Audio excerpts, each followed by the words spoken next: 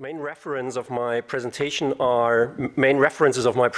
are a book and an essay published by Tom Griffith. He's the director of the Centre for Environmental History at the Australian National University, as well as the two deadliest bushfires in Australian Victorian history: Black Friday in January 1939 and Black Saturday in February 2009.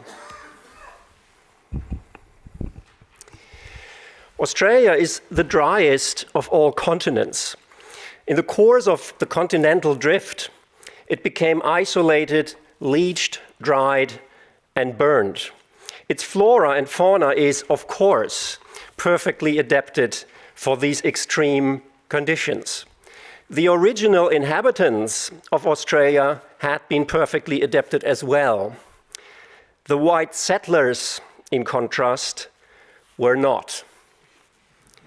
And to this day, did not become adapted.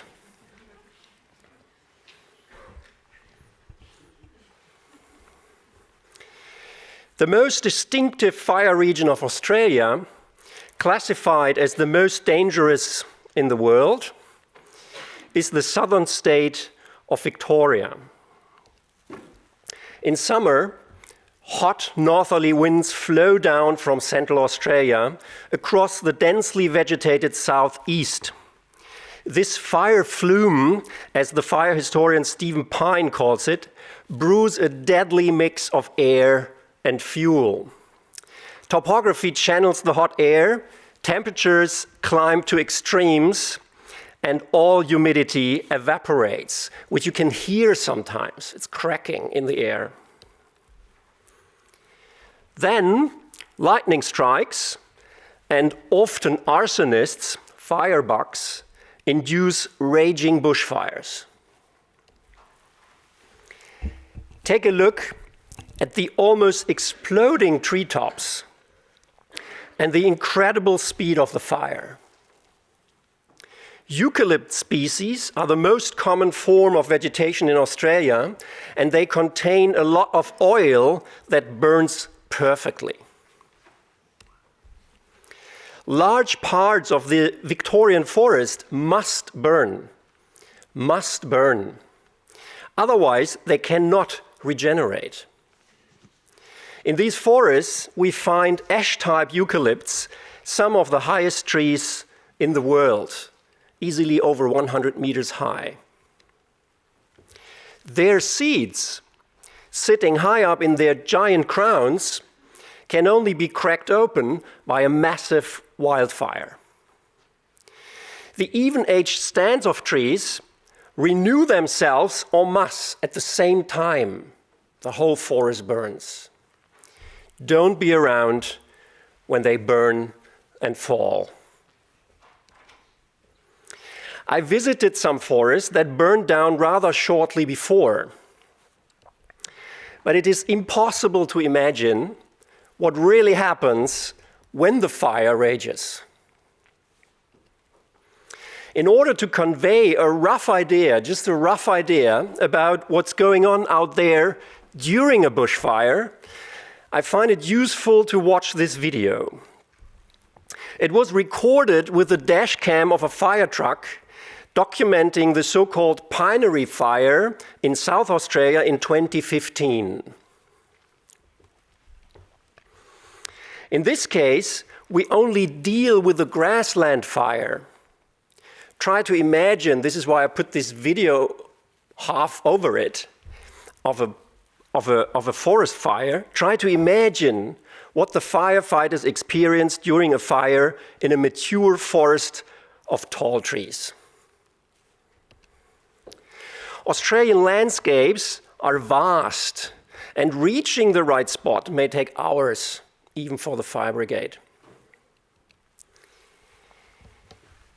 Now look what happened to the experienced professional firefighters in 2015. They underestimated the speed of the fire and got stuck in a burnover. So there is an interesting kind of original sound lying under this original video here. So you hear the radio traffic in the fire truck where the dash cam is.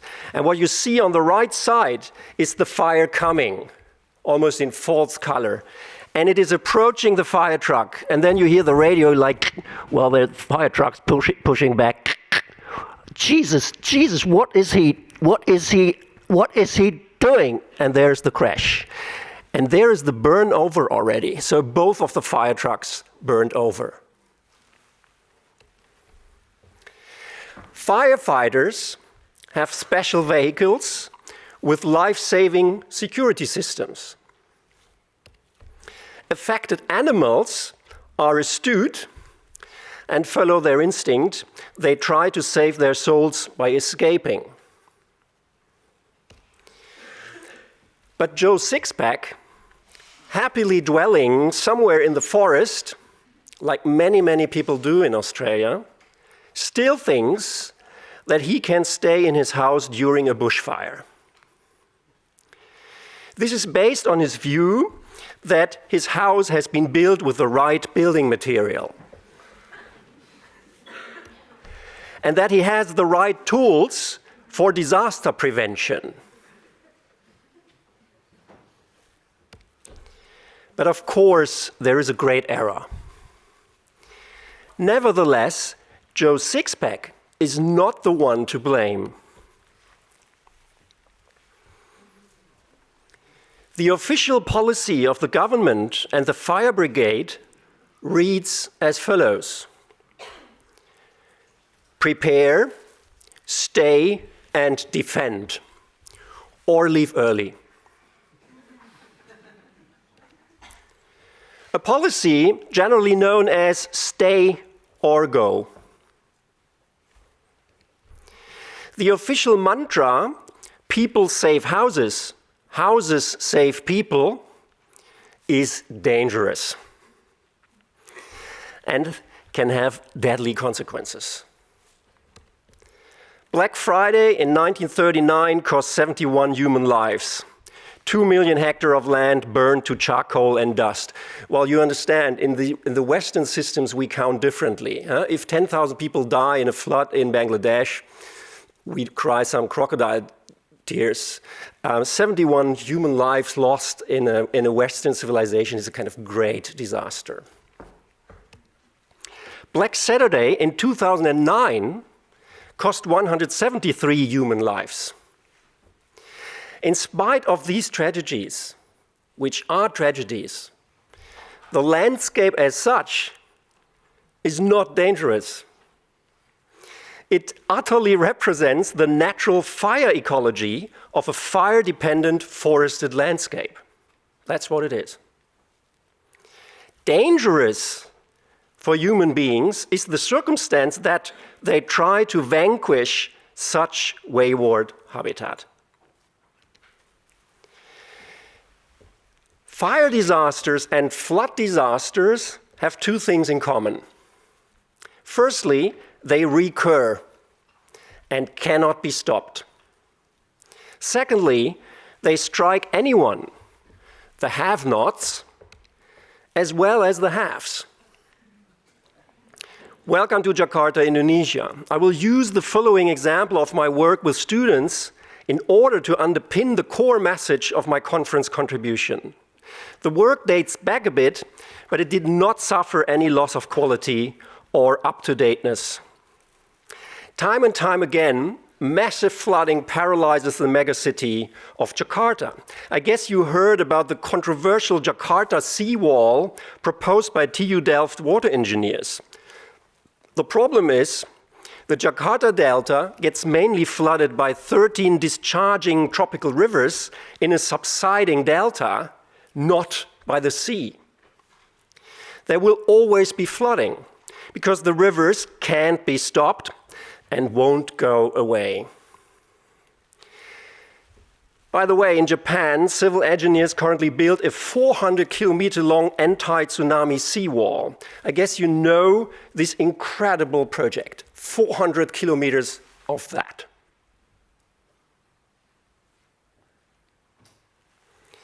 I prefer Professor Schlurmann's work on early warning systems, I must say. All architects want to live beyond their death, said Philip Johnson. I guess this also applies to many landscape architects and engineers, doesn't it?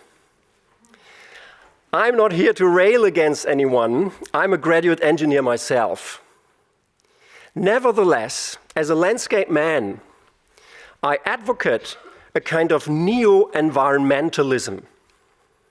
I think that we must found a kind of new Greenpeace movement. These crazy guys were heroes, for me at least. They knew how to create iconic pictures and how to plant memorable mind bombs. This is how they saved the whales. Climate change and urban poverty are problems big as whales. But let's be careful with them. Climate change may not become the universal argument for unreasonable megaprojects. And poverty may not become an argument for our professions to defend or secure settlements that had simply been built in the wrong location. Despite of the regrettable misery of the poor, we should persist to be genuine environmentalists. I do not want to live beyond my death. In Jakarta, we worked on one of the before-mentioned 13 rivers, the Ciliwung River, and in order to make sure that my students really know what they are talking about, I asked them to travel directly into the flood. They internalized that details count even in the biggest city, and they observed closely how the people deal with the inevitabilities of their urban habitat. When the river rises, it hits the poor communities first. They are the ones who live next to the river. And they do the only right thing. When the water approaches, they take all their belongings and head for higher ground. But immediately, when the water begins to recede, they take all their belongings and go back to where they came from. The rivers will never disappear, neither will the city. These people are flexible and they do not die in those disasters. A kind of positive example. Here is my favorite negative example for such everlasting game. In the Philippines, typhoons force container ships into settlements and hundreds of people die, in contrast to Jakarta. Thousands of helpers come, bring food, shelter, and medicine, and leave. Then the people rebuild exactly where the next typhoon will kill them.